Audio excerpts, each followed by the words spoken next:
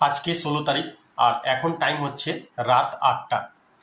আপনারা এই ভিডিও দেখতে দেখতে হয়তো 17 তারিখ হয়ে যাবে, এখনও পর্যন্ত যুবসাথীর টাকা ঢোকেনি।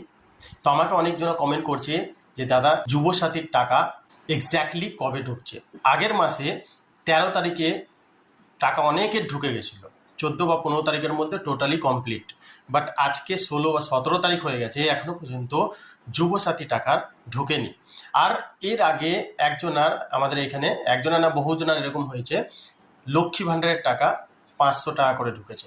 যারা নতুন বলছি, পুরনোদের 1500 টাকা করেই ঢুকেছে, কিন্তু নতুনদের 500 টাকা ঢুকেছে। আমাদের সরকারকে বা দিদিকে দেখা উচিত, এই টাইমে টাকা ঢুকছে না, তো তাদের মনে আঘাত লাগছে। আর 23 তারিখে ভোট, আর কিছুদিন পরে 4-5 দিন পরেই ভোট আছে এক দফা, আর তারপরে সেকেন্ড দফা হচ্ছে 29 তারিখে। তো এই 2 দফায় ভোট, তার মধ্যে আবার যুবসাথীর টাকা ঢুকছে না, লক্ষ্মী ভাণ্ডারের টাকা 500 হয়ে গেছে। তো আপনাদের মতামত অবশ্যই কমেন্ট সেকশনে জানাবেন যে আপনাদের টাকা ঢুকেছে কি ঢুকেনি। যাদের লক্ষ্মী ভাণ্ডার 500 টাকা ঢুকেছে তারাও কমেন্ট করবেন, আর যাদের যুবসাথী টাকা এখনও পর্যন্ত ঢুকেনি তারাও কমেন্ট করবেন। তো আমি এটুকুই রিকোয়েস্ট করতে পারি আমাদের সরকারকে, যে এদের টাকা প্রথম দফা ভোটের আগেই যদি দিয়ে দেওয়া হতো তাহলে অনেক ভালো হতো। ধন্যবাদ।